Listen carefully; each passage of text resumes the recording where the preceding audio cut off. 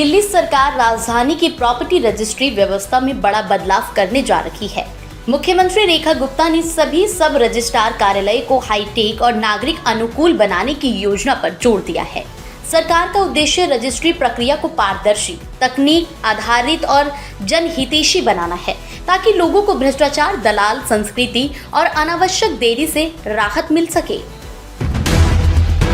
मुख्यमंत्री रेखा गुप्ता ने राजधानी में स्थापित 3 made in India air purification तकनीकों का निरीक्षण किया।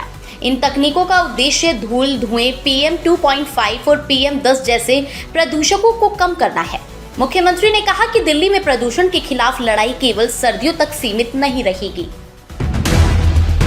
पश्चिम एशिया संकट और कच्चे तेल की बढ़ती कीमतों के बीच पेट्रोल और डीजल फिर महंगे हो गए हैं। बता दें कि पिछले 10 दिनों में ये तीसरी बढ़ोतरी है, जिसके बाद ईंधन करीब 5 रुपए प्रति लीटर तक महंगा हो चुका है। दिल्ली गेट रामलीला मैदान स्थित नेहरू हिल पार्क में लगाए गए बकरा बाजार को लेकर विवाद गहरा गया है।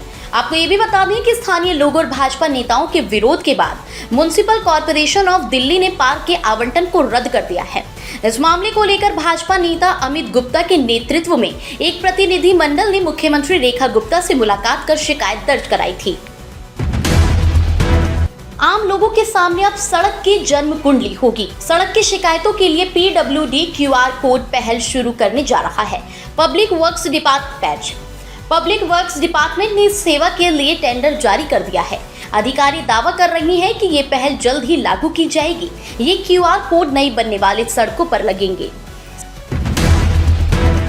आप विधायक संजीव झा ने उत्तम नगर के पांडव हत्याकांड में पीड़ित परिवार को न्याय दिलाने की मांग को लेकर अनशन शुरू कर दिया है। उन्होंने परिवार के लिए 1 करोड़ रुपए मुआवजा, एक सदस्य को सरकारी नौकरी और आरोपी को फांसी देने की मांग उठाई। उनका दावा है कि मुख्यमंत्री से मिलने के लिए उनके आवास पर जाने के दौरान पुलिस ने उन्हें और समर्थकों को हिरासत में लिया। आम आदमी पार्टी ने उत्तम नगर के पांडव हत्याकांड में दिल्ली पुलिस पर आरोपी पुलिसकर्मी को बचाने का आरोप लगाया है। प्रदेश अध्यक्ष सौरभ भारद्वाज ने कहा कि टेस्ट आइडेंटिफिकेशन परेड में एक जैसे कपड़े, टोपी और चेहरे पर टेप लगाकर आरोपी की पहचान मुश्किल बनाई गई।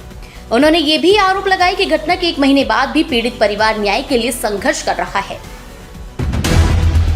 दिल्ली प्रदेश कांग्रेस अध्यक्ष देवेंद्र यादव ने राजधानी में बढ़ते जल संकट को लेकर रेखा गुप्ता सरकार और दिल्ली जल बोर्ड पर निशाना साधा है। उन्होंने कहा कि भीषण गर्मी में अधिकांश कॉलोनियों में पानी की किल्लत से लोग परेशान हैं और कई क्षेत्रों में सप्लाई लंबे समय से भी प्रभावित है।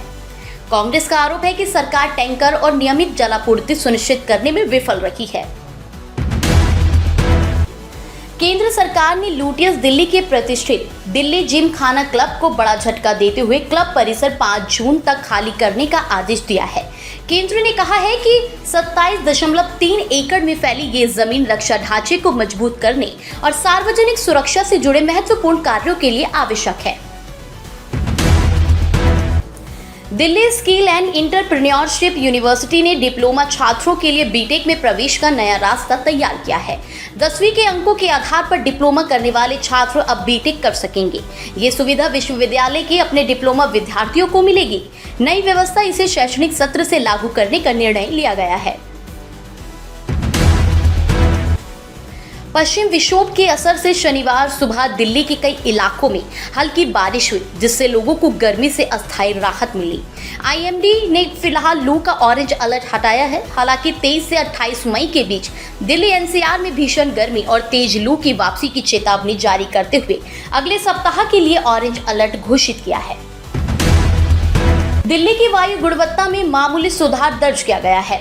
सेंट्रल पॉल्यूशन कंट्रोल बोर्ड के अनुसार राजधानी का औसत वायु गुणवत्ता सूचकांक 197 रहा, जो मध्यम श्रेणी में आता है।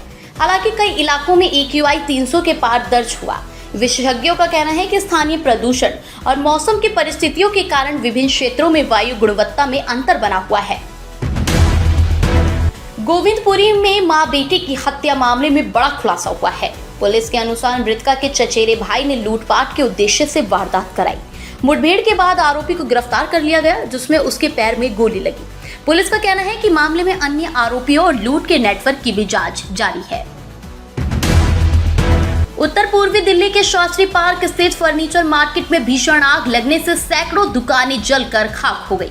दमकल की तेज गाड़ियों ने कई घंटे की मशक्कत के बाद आग पर काबू पाया। राहत की बात ये रही कि घटना में कोई हताहत नहीं हुआ। आग लगने के कारणों की जांच भी की जा रही है। शादरा जिले में दिल्ली पुलिस के जवानों ने बहादुरी दिखाते हुए एक जलते हुए मकान से 1 साल के बच्चे समेत 3 लोगों को सुरक्षित बाहर निकाला। बता दें कि गैस सिलेंडर में रिसाव से आग लगी थी। प्रशांत विहार इलाके में सड़क पर मिली युवती को काम पर रखना एक परिवार को भारी पड़ गया। आरोप है कि युवती ने मां बेटे को नशीला पदार्थ खिलाकर लाखों रुपए के गहने लेकर फरार हो गई। इस दौरान इलाज के बाद पीड़ितों के बयान पर पुलिस ने मामला दर्ज कर आरोपी की तलाश भी शुरू कर दी है।